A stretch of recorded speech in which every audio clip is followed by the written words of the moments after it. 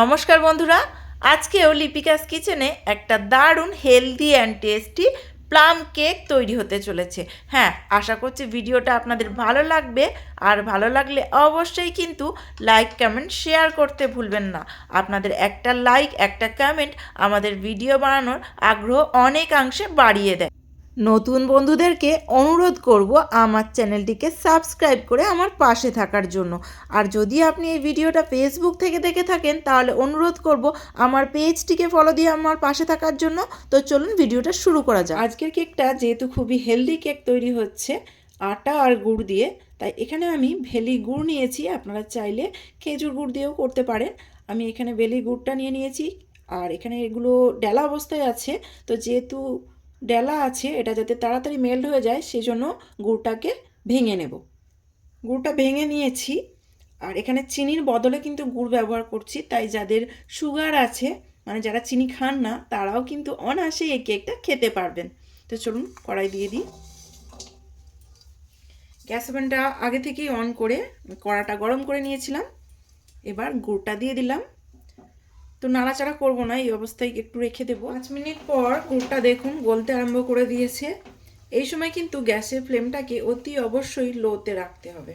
গুড়টা যখন পুরোপুরি মেল্ট হয়ে যাবে এবং একটা সুন্দর কালার চলে আসবে, তখনই এর মধ্যে একটু জল অ্যাড করে দেব।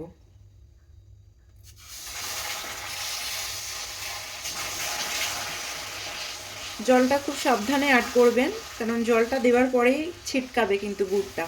তো সেই জন্য জলটা খুব সাবধানে আস্তে আস্তে দিতে হবে। গুড়টা একটু ভালো মতো ফুটে গেলে এর মধ্যে দিয়ে দেব কিছু ড্রাই ফ্রুটস।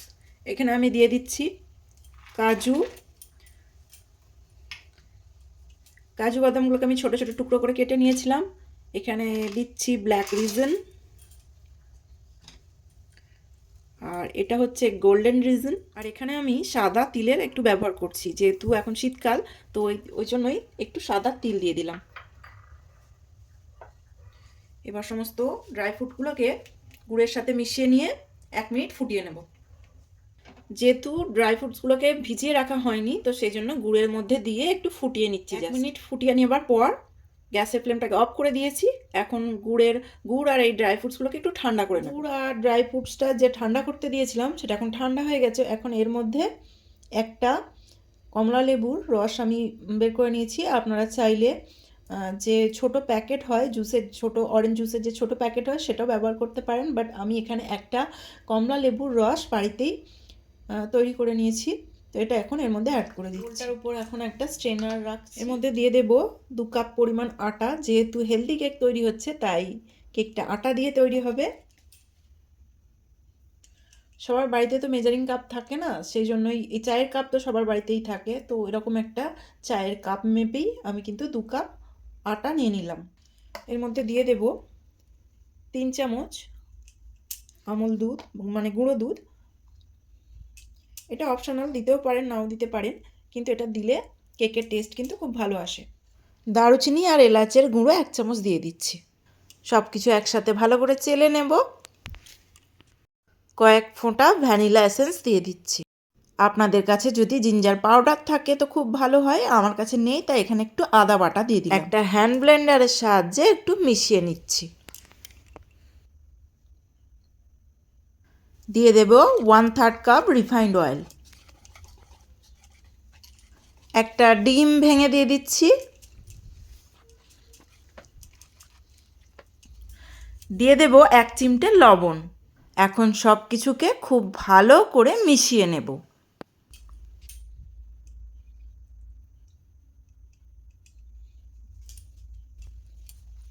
কেকের ব্যাটারটা দেখুন এখনও ঠিক হয়ে রয়েছে, এখনও একটু পাতলা করতে হবে। তো এর জন্য কি করব, এর জন্য এখানে দিয়ে দেব দুধ। এটা নর্মাল টেম্পারেচারে থাকা দুধ। তো দুধটাকে জাল দিয়ে নিয়েছিলাম আগে, জাল দিয়ে ঠান্ডা করে নিয়েছি। এই দুধটাকে অল্প অল্প করে মিশিয়ে প্রয়োজন মতো ব্যাটারটাকে পাতলা করে নিতে হবে। কেকের ব্যাটারটা এখন মোটামুটি তৈরি হয়ে গেছে, আর থিকনেসটা দেখুন ঠিক এই রকম রাখতে হবে, না খুব পাতলা আবার না খুব ঘন। এখন বড়সড় একটা পাত্র গ্যাস ওভেন অন করে বসিয়ে দিয়েছি প্রিহিট করার জন্য। এর মধ্যেই কিন্তু কেকটা তৈরি হবে। তার মধ্যে দিয়ে দিলাম একটা স্ট্যান্ড, কারণ কেকের বাটিটা ওই স্ট্যান্ডের উপরেই রাখতে হবে, সরাসরি ওই পাত্রের উপর রাখা যাবে না। এবং একটা ঢাকনা দিয়ে ঢেকে দিলাম, আর এই যে লিডটার একটা ফুটো ছিল সেই ফুটোটাকেও একটা কাগজের সাহায্যে বন্ধ করে দিলাম। এবার চলুন কেকটা যে বাটিতে তৈরি হবে সেই বাটিটা আগে রেডি করে নিই, কারণ কেকের ব্যাটারটা ফাইনালি রেডি করার পর কিন্তু এক মুহূর্ত দেরি করা যাবে না, খুব তাড়াতাড়ি এই বাটির মধ্যে ট্রান্সফার করতে হবে। সেই জন্যই বাটিটাকে আগে রেডি করে নেব। আমি কেক তৈরি করার জন্য কোনো রকম বাটার পেপার ইউজ করছি না, সেই জন্য বাটির গায়ে অল্প একটু রিফাইন্ড অয়েল নিয়ে হাত দিয়ে ভালো করে মাখিয়ে নিলাম। এরপর অল্প একটু ময়দা নিয়ে বাটির চারিপাশটা ভালো করে ঘুরিয়ে ঘুরিয়ে ময়দাটা মাখিয়ে নেব। এর ফলে কিন্তু কেকটা আর বাটির গায়ে একদমই আটকাবে না। বাটির চারিপাশে ময়দা ভালো করে মাখানো হয়ে গেলে বাটির মধ্যে যে ময়দাটা বেশি হবে সেটাকে ভালো করে ঝেড়ে ফেলে দেব। এবার বাটিটা সরিয়ে রেখে ব্যাটারের বাটিটা এগিয়ে নিলাম। এবার ব্যাটারটা পুরোপুরিভাবে রেডি করে নেব। এই ব্যাটারের মধ্যে দিয়ে দেব 1 চামচ বেকিং পাউডার আর 1 চামচ বেকিং সোডা। এবার এই সোডা আর পাউডারটাকে অ্যাক্টিভেট করার জন্য এর মধ্যে দিয়ে দিচ্ছি 1 চামচ ভিনেগার। এই ভিনেগারটা দেওয়ার পরেই দেখেছেন কতটা বুদবুদ হয়ে পাউডার আর সোডাটা কিন্তু অ্যাক্টিভেট হয়ে গেছে। এবার খুব ভালো করে ব্যাটারের সঙ্গে মিশিয়ে নেব। বেকিং সোডা মেশানোর পর কিন্তু ব্যাটারটাকে একদমই ফেলে রাখা যাবে না, দ্রুত ওই কেকের বাটির মধ্যে ট্রান্সফার করতে হবে। সেই জন্যই আগে থেকে বাটিটা রেডি করে রাখা। এবার কেকের বাটির মধ্যে ট্রান্সফার করে দিলাম ব্যাটারটা। কেকের বাটিটাকে এইভাবে একটু ট্যাপ করে নেব, যাতে এর মধ্যে যদি কোনো বাতাস থাকে সেটা যেন বেরিয়ে যায়। দ্রুত কিন্তু ওই ব্যাটারের বাটিটাকে প্রিহিট করে রাখা পাত্রের মধ্যে খুব সাবধানে বসিয়ে দেব। সঙ্গে সঙ্গে কিন্তু ঢাকনা দিয়ে দেব। 30 মিনিট পর ফিরে এলাম। দেখুন কেকটা কতটা ফুলে গেছে।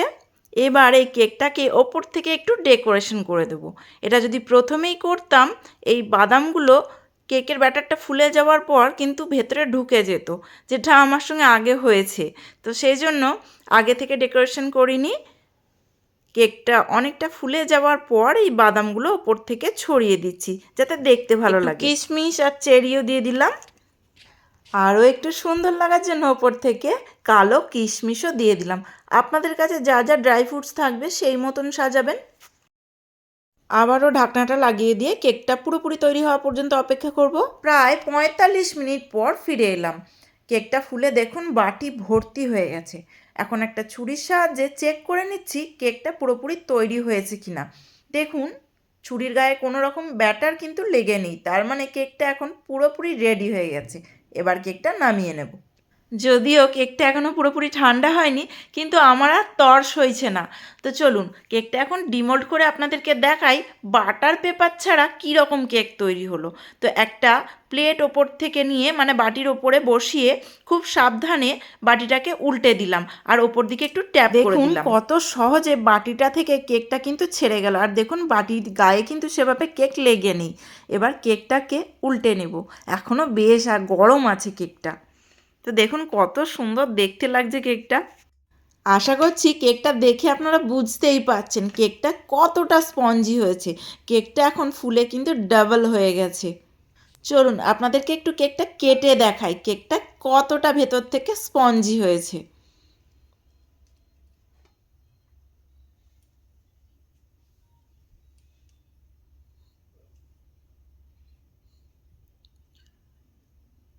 এই যে দেখুন, আশা করি বুঝতেই পাচ্ছেন কতটা স্পঞ্জি হয়েছে, আর খেতেও কিন্তু ভীষণ টেস্টি ছিল। তো আশা করব আপনারা অবশ্যই বাড়িতে বানিয়ে খাবেন, আর কমেন্টে কিন্তু জানাতে ভুলবেন না কেমন লাগলো কেকটা। আজকের মতো বিদায় নিচ্ছি।